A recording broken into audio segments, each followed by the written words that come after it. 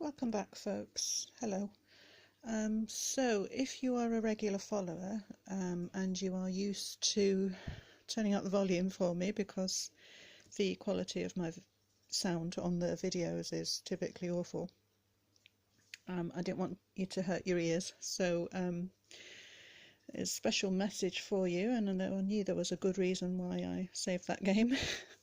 So we'll get rid of this and I'll get on with showing you the book that you are here to see. So as I go through, I'll just explain what's happening with the sound as well. So I have a fabric cover with some collages, and so just getting used to this new phone. I've been here for over 5 hours, I think, trying to get this video done today before the light fails. This is the first thing I started doing when I got up this morning, and it's almost going dark now, so we'll see how we go. So I'm going to try and make it a shorter video just so that I still have time to try again.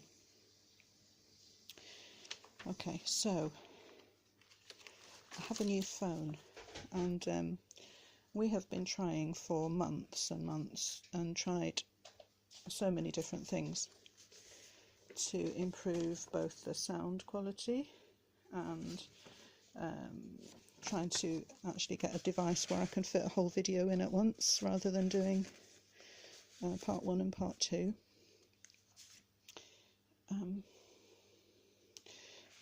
So in the end, I have today a new phone, and this is how much I love you guys, because I actually hate the sound of my own voice. So, you know, it's going to be better for you, I hope, but not so good for me.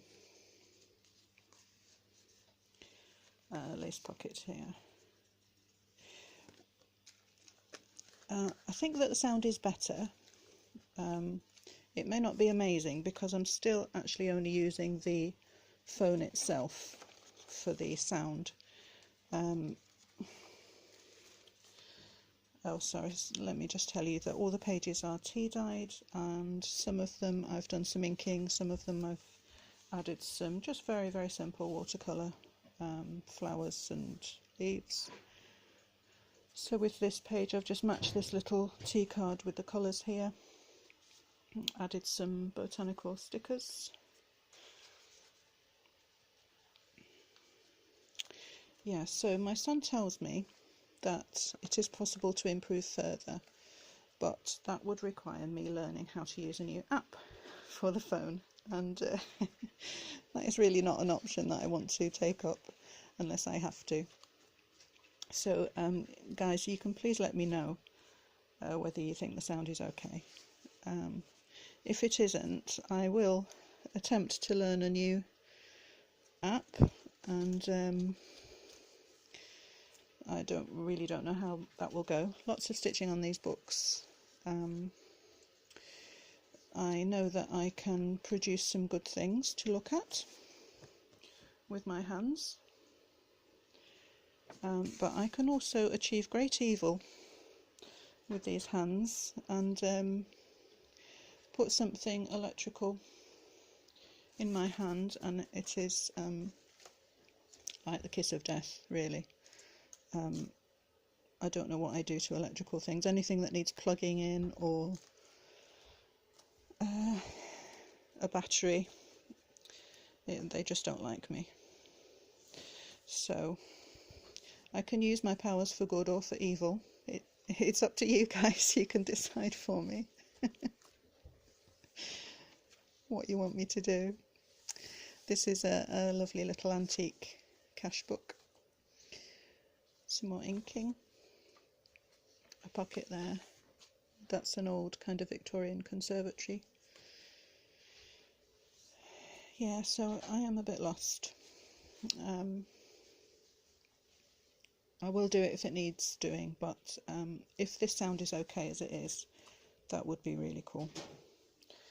Okay, so with this book, I've been thinking a little bit about dimensions, and that's why you may have seen me mark this page So let's now mark that page and go back to this one. So this is a little collage pocket, and sorry, is my lamp swaying a bit? This setup is not brilliant. The last couple of videos have come out upside down, even though I did a pre-run and a test, and I don't know what I'm doing now, so I've had to just adjust where the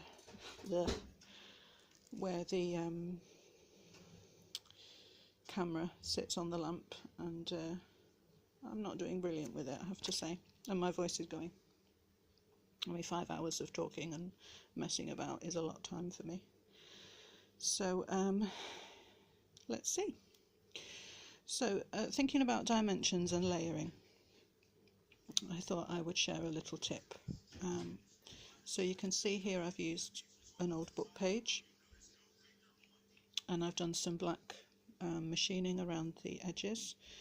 I've used this lovely fussy cut from Cecily Mary Barker, which is not a flower fairy, but equally beautiful children's story book.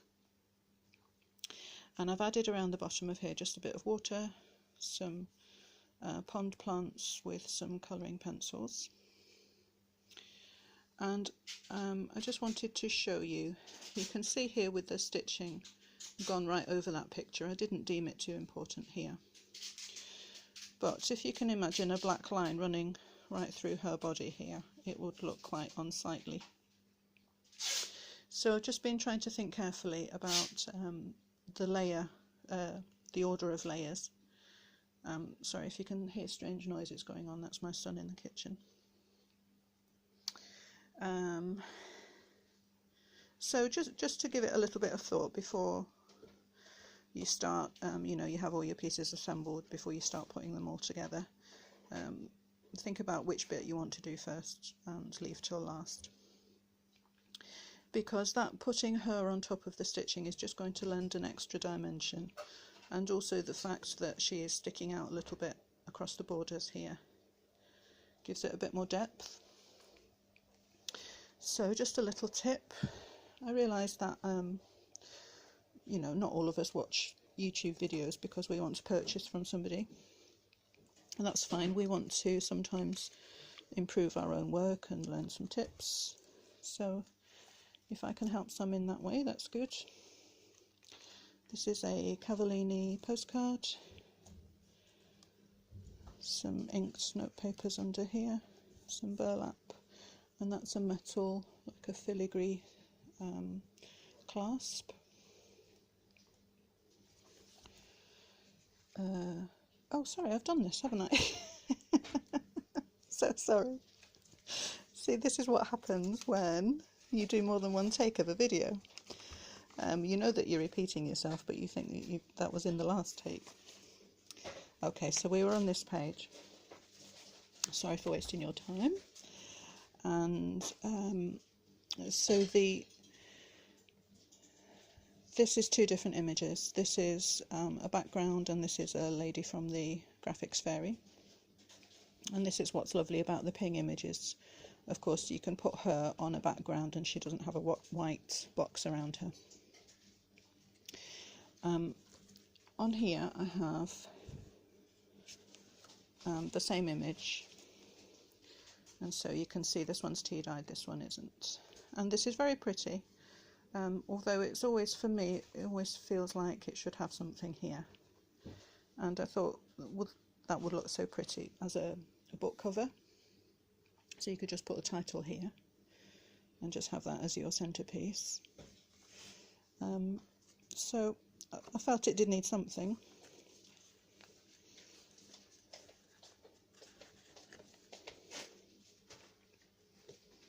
So this lady, I've enlarged her so that she's bigger than the background, and that makes just parts of the picture stick out across the borders again.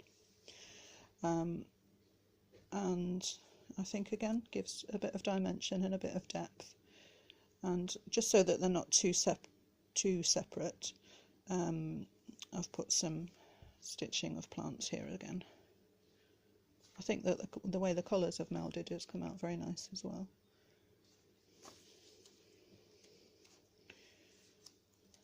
So that one is just made into a journaling card. Wax paper with pressed flowers. And with if you remember with my Black Forest video, if you've seen that, I did some prints with dried seed heads of flowers. I've used exactly the same flower heads, but used, instead of where the Black Forest was dark and dingy, just used some brighter colours. So I've used pinks and purples here, and it actually makes it look like they are flowers, not just dried up plants. So that was quite cool. And some more vintage wildlife pages here, some really pretty colour plates on here. One of these. Some embroidery on this envelope. And you can see some French knots here, and then that piece is just applique, just stuck on. The main inspiration for these that I sometimes do is Viv at Hen's Teeth, and if you don't know her already, she has some really beautiful work. She uses authentic vintage envelopes and does lots of beautiful embroidery over them. Very talented.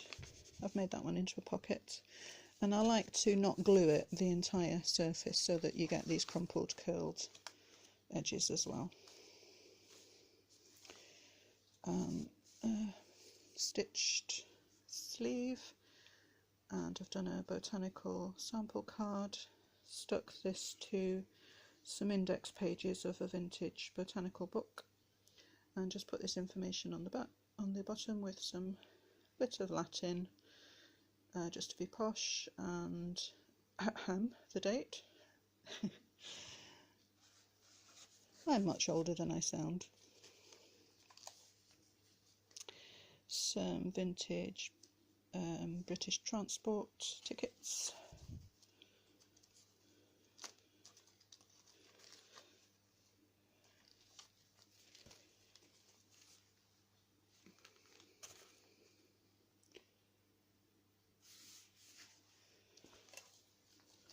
That one is an envelope. A needle packet, some handmade cotton silk paper with grasses inside. Some stamped lines on here. There's a little tuck with copper stamping, tracing paper, stitching, and again with the dimensions, I've collaged some strips of different papers onto a tag, and then I trimmed around the edges and stuck it to a slightly larger tag, so you'll see an extra layer and a border around the edges that looks quite good and gives more dimension again.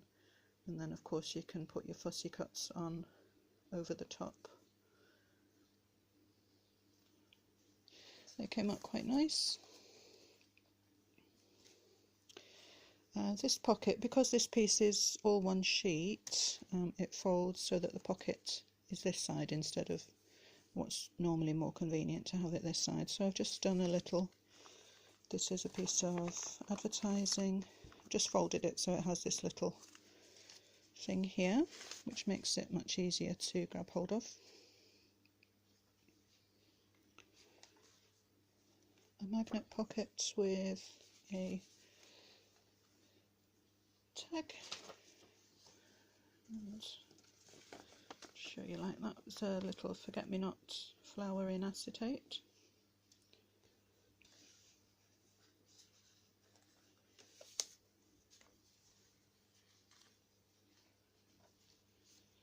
More machine lines with copper stamping.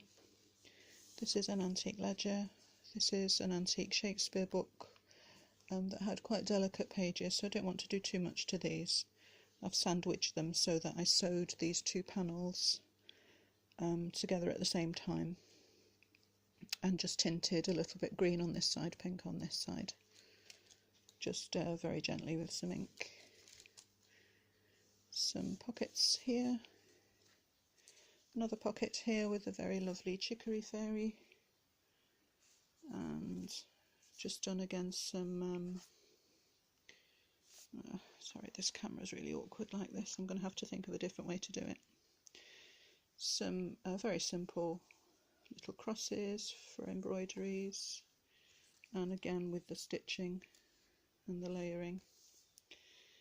And so you can see here again with the stitching, you know, if it was a tree or something or some plants it probably wouldn't matter so much, but it was going to be quite unsightly to have a black line through her leg there. So I think that came out pretty, and that's made into a pocket. There is a little die cut envelope there.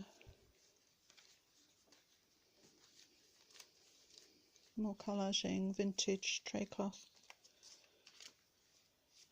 Button card. This is made from an old gardening book. Good way to use these up. Here is a little sleeve for a tag, and just here I have the same paper, which is the Tim Holtz. This is why one reason why I like the Tim Holtz packs is because you get these different sized examples of the same image. So if you were to make a teeny tag out of great big images, great big writing, it's not going to look as small and dinky. But if you use, of course most of us are familiar with this, this particular vintage image. So you can see it is miniaturized, and that using small things, small prints, small even like tiny leaf prints, things like that, is going to give it a more miniaturized effect rather than just being small. And also I've set the sewing machine just to really tiny stitches around the edges here, so that helps too. Whoa! You alright, everyone? Sorry about that. So okay, I need to pause. My goodness, that's better. So sorry. I feel like I've been drinking today. I'm getting giddy again because I'm so tired. All stitching around here, silk coming out the seams. Another floating pocket, and on the back of these I like to put some writing panel, and I like to use often the text pages from things like the Edith Holden book, that sometimes you know, you end up using all the pretty pictures but you get left with a bunch of pages at the end that you have no use for. Well, you know, there is still plenty of things we can use them for. Excuse me one moment. Okay, so this lovely Arthur Rackham image of Alice made into a pocket. There's a little envelope. There is another tag.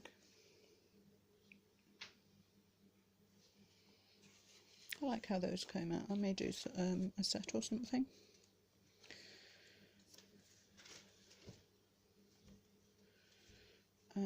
Handmade paper with petals. Another pocket. This one is a Warwick Goebel image, with some tags in here. This is not brilliant, is it? Let me zoom out a look, but now you can see the mess on my table. Okay. Is that zoomed out or not? I can't tell. Thankfully, ladies, we're almost at the end of the book, so you won't have to put up with me anymore. Oh my goodness, right. So many things have happened in the last 5 hours. I'm trying to film this video. Okay. Excuse me. So another collaged envelope, and I've used some a little scrap from Shakespeare again, The Winter's Tale, which I thought went quite well with a little robin there. Tracing paper pockets. There's a little tracing paper tag in here with a specimen, and on the back like a little kind of a clipboard, another layer with some lines. And then there is a receipt which is very, very old, 1861, and beautiful. Can you imagine writing out receipts like that today? It would take you all day, wouldn't it, writing a receipt out for somebody? But aren't we glad that they did, ladies? Gives us things to play with now. So this is, I've done some watercolours on tracing paper, and more prints, and that is the end. So I'm just going to show you the charms quickly, because I think my battery's going, so I'm trying to be quick. Let's see if I can get close to the camera. So I've done mostly beads as opposed to charms this time. I just wanted a very kind of feminine, jewelly kind of a look. There is a couple. I've done a key and a little dragonfly with its own jewel,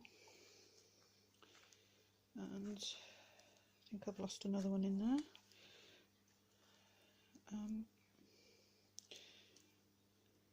A little cluster, this very pretty flower bead, and some more on the bottom. So as you can see, so much sewing on this one. And some of these I've just used some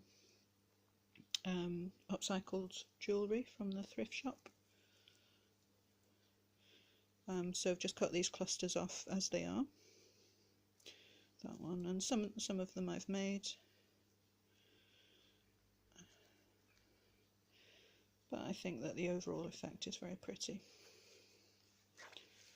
Sorry about all the bashing you in the head with the camera. Not my best work today.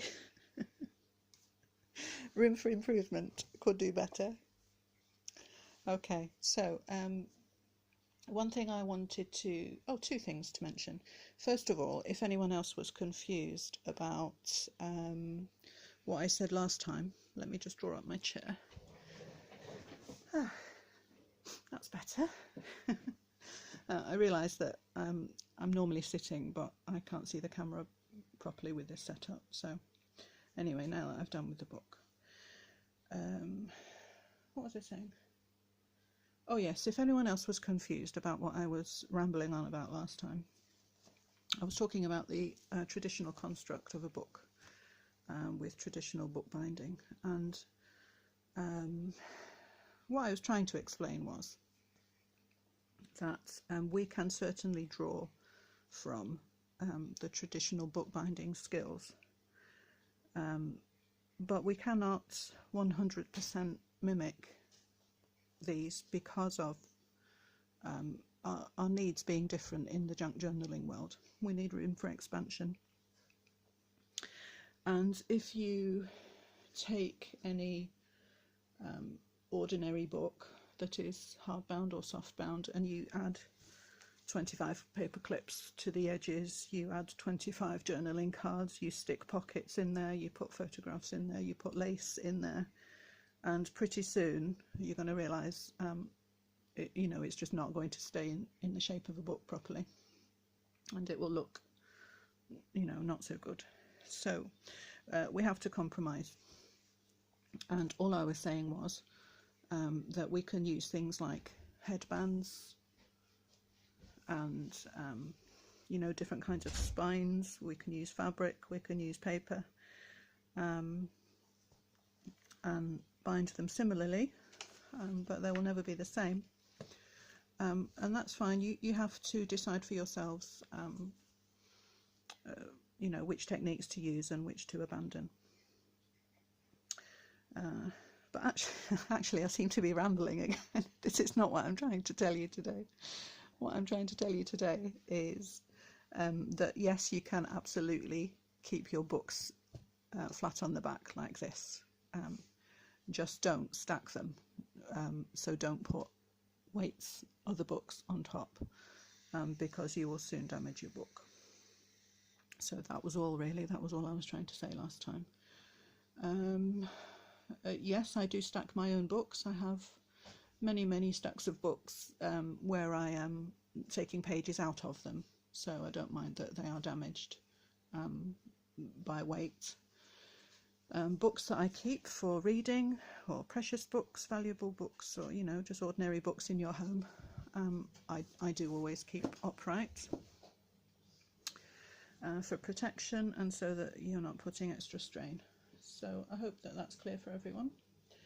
And also I would love to do a couple of giveaways, because up to now I haven't done any, and this is a very alien kind of field for me. So if anyone has some tips, and also don't hold your breath, because once I start thinking about something, my cogs turn very slowly, so it will be a while, but I will eventually get there. So if anyone has tips for me, things to bear in mind, that would be very useful. And I think that that's all I need to say. Thank you everybody for being so patient and for being willing to get knocked around by me today. I will see you next time. Bye everyone.